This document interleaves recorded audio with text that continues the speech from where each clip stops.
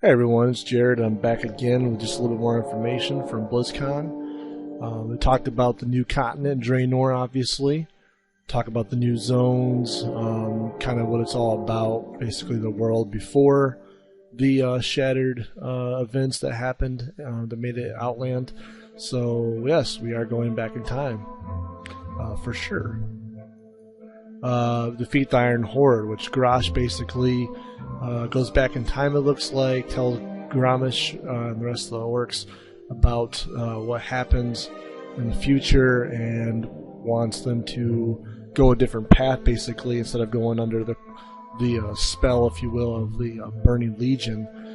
They're going to be have their own mind and their own want to do what they must do, which to them is conquer Azeroth. So our goal, apparently, is to stop that, which we kind of figured that was what was going to happen. This is the map that they made up for it. So you can see it's pretty much the same with some differences in the names here and there, in a few places that we've never seen before.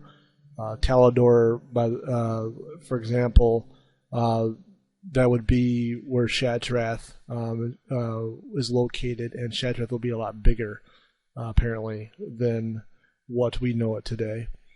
So the scale of it looks pretty much the same, with some obvious differences. So they kept it pretty similar, but they didn't redo Outland like a lot of people thought. Maybe just redo Outland and make it so we just redo, like kind of like Cataclysm redid Azeroth. Well, no, it's its own thing, its own entity. I'm sure the Outland we have today will stay the same. So yeah, the pre-expansion event supposedly is going to be Return of the Dark Portal. They said something like it's going to be like red, burning up the portal itself, and we're going to know something's wrong, and there's going to be a whole huge fight going on the outside.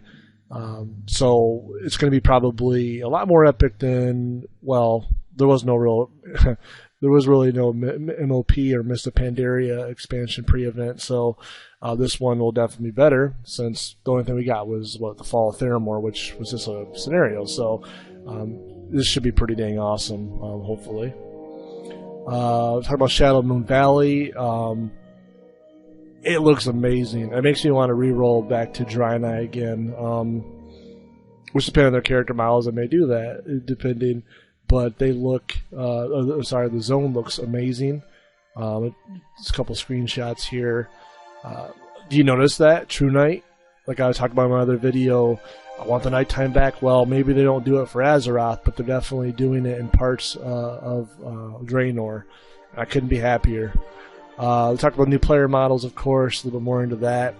They wanted to make them like the original so that people didn't get too upset. So they have a lot of the same characteristics, but they made them just look better, which is what I thought they should have done years ago. It didn't have to be a completely new model, just make them look better. So some examples: the dwarf, looking good. Obviously a lot more animation there. I mean, look at the difference of the toes and the fingers.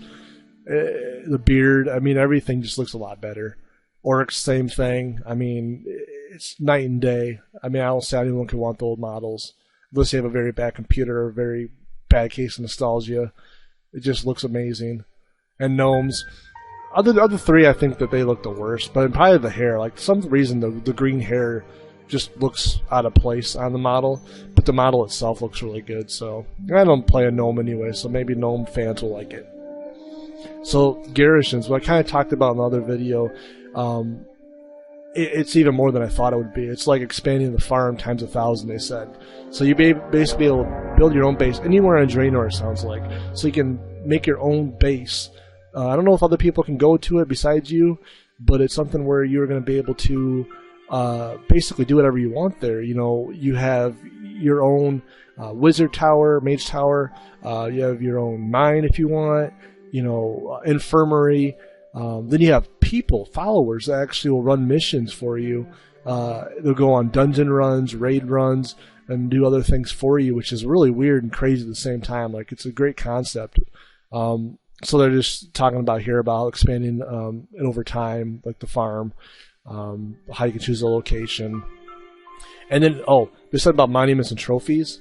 that it's possible that, say you killed a rare mob, like you might get its head and put it in your town hall in your garrison or something like that, or use something from your achievements to have like a trophy as well. So something you might have done before. So like if you're a world explorer, you might have like a globe trophy or something. So cool customization things. What do you get out of it? Epic gear, possible chances, piece of land to call your own, player housing, about the best we're going to probably get. Unique benefits from buildings and limited access to professions you don't have. Basically, they said cooking or blacksmithing or stuff.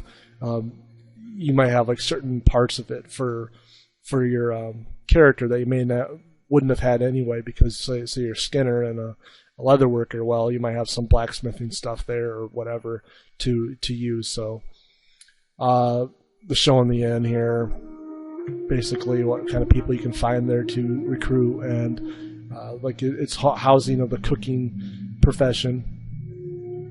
It's kind of showing the map of how it plots down the parts of the garrison. So like there's a tent and they put dance studio on there. Yeah, that's probably a joke, but yeah, it looks pretty cool. And here's like an example of what it would look like in an earlier tier of it and a later tier of it. And again, you can see the sky is dark and it looks like nighttime. So fantastic. Many ways to collect the followers, level them up. I thought it was really cool because basically you can they want you to go out on the world and find them, the followers. So like you have to go find these people and then you level them up to 100. Then they start at 90, they said. And you can then equip them over time to make them more powerful. So even though they're level 100, you can keep giving them items to make them stronger. So it's like kind of a mini you in a way. And the quality rarity thing, like there'll be common ones of followers and up to epic apparently. So we'll see how well that works out. That sounds really fun.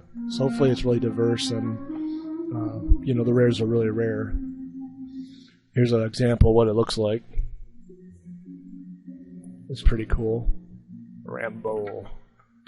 You Mad Brew, nice. Oprah Winfrey. So pretty cool names and pretty cool systems, it looks like. Inventory updates. So basically we're going to have account-wide heirlooms, finally, thank God. Toys, so no more in your bag, so it's just a spell basically that you just press a button.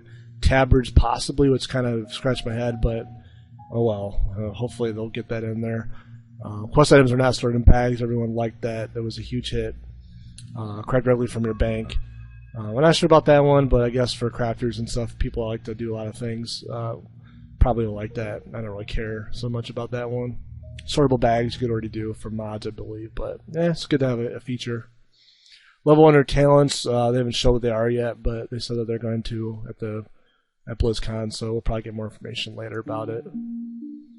Talked about the different dungeons a little bit. It'd be different depending for Horde or Alliance. There's one of the bosses probably in there. Roll PvP zone. It's a sandbox basically. They attribute it, or they talked about Eldrac Valley and how that was, and it sounds like it's going to be a lot like that, where it could last a few days.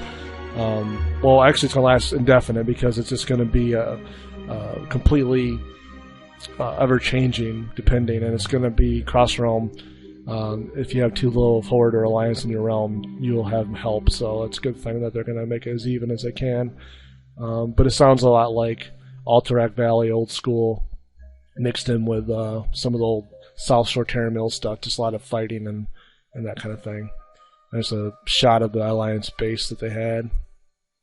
And more rewards for Battlegrounders, chance of items, honor, BOE gear, and more, so you actually can get gold in a way from doing Battlegrounds finally. And a new scoreboard that they're doing, which actually gives you a score of how you did.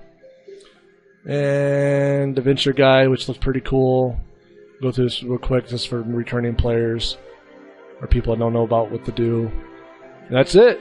So I'll be updating more as time allows, and hopefully, we hear a lot more about it. I want to hear more about the lore aspects of what's going on. So let's see what happens.